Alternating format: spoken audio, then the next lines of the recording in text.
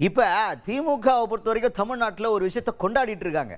அவங்களுடைய விஷயம் எப்படின்னா, வேதனையில் சாதனை பண்ணி அதை ஒரு கொண்டாட்டமா, இதெல்லாம் நியாயமா அப்படின்ற லெவலுக்கு பேசியிருக்காங்க ஒருத்தவங்க. பேசுனது யாரு? பாஜகவை சேர்ந்த மூத்த தலைவர் தமிழிசை சவுந்தரராஜன் அவர்கள். அவங்க தான் இப்போ அண்ணா யூனிவர்சிட்டியில் நடந்த ஒரு குற்றம் தொடர்பாக குற்றவாளிக்கு சிறை தண்டனை கிடச்சிருக்கு. ஞானசேகரன் அப்படின்ற பேரை நீங்கள் நல்லா கேள்விப்பட்டிருப்பீங்க. 30 வருஷத்துக்கு குறையாம தான் தண்டனை கொடுக்கணும்னு தண்டனை கொடுத்துட்டாங்க அப்படின்னு இருக்கப்ப திமுக ஒரே ப்ரௌடு. 5 மாதத்தில் கேஸை முடிச்சு தண்டனை வாங்கி கொடுத்துட்டோம்டா கன்வீட்டுக்கு அப்படின்ற மாதிரி அவங்க சொல்லிக்கிட்டு இருக்கிறத தமிழிசை அவர்கள் என்ன சொல்கிறாங்கன்னா, ஏப்பா இதெல்லாம் கொண்டாடுற விஷயமா? அங்கே ஒரு பெண் பாதிக்கப்பட்டிருக்காங்க, அதை போய் கொண்டாடிக்கிட்டு இருக்கீங்களே அப்படின்ற மாதிரி வேற மாதிரி. அவங்க என்ன நல்லது நடந்துருச்சு அப்படின்னு ஊருக்குள்ளேயே சொல்கிறீங்க, துக்கமாகவே இருங்க அப்படின்ற மாதிரி.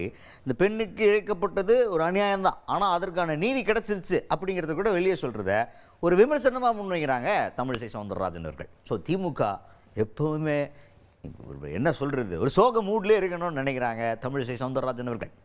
தமிழகத்தை பொறுத்த மட்டில் இன்று ஒரு தீர்ப்பு வந்தது. இந்த தீர்ப்பை திராவிட முன்னேற்ற கழகம் கொண்டாடுகிறது. ஒரு பெண் பாதிக்கப்பட்டிருக்கிறாள் என்ற எண்ணம் கூட இல்லை அவர்களிடம். 5 மாதத்தில் நாங்கள் தீர்ப்பை கொண்டு வந்தோம், அதனால எங்களுக்கு தான் அது சாதனை என்று சொல்கிறார். அப்படி என்றால் ஒரு பெண் பாதிக்கப்பட்ட வேதனையின் சாதனை யாருடையது?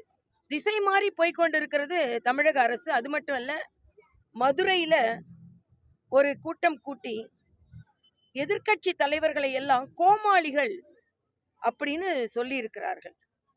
அதாவது ஒரு ஜனநாயக நாட்டில் எல்லா தலைவர்களுக்கும் உரிமை இருக்கிறது, எல்லா தலைவர்களுக்கும் அரசியல் செய்வதற்கு உரிமை இருக்கிறது. இன்று இவர்கள் ஆட்சியில் இருக்கிறார்கள் என்ற ஆணவத்தினால் மற்றவர்களை எப்படி கோமாளிகள் என்று சொல்லலாம்? கோமாளிகள் கோமாளிகள் என்று நீங்கள் சொல்லிக் கொண்டிருக்க நீங்கள் ஏமாளிகளாக போகிறீர்கள். 2026 உதயநிதிக்கு மட்டுமே அவருக்கு எல்லா விதத்திலும் ஆதரவாக இருப்போம் என்று 7வது தீர்மானம் சொல்கிறது. ஆனால் அதே நேரத்தில் இந்த நாட்டை பாதுகாப்பதற்காக ஓடோடி உழைத்த இராணுவத்திற்கு பாராட்டுவதற்கு ஒரு தீர்மானம் இல்லை. கனிமொழி அவர்கள் அதே கட்சியை சார்ந்தவர்.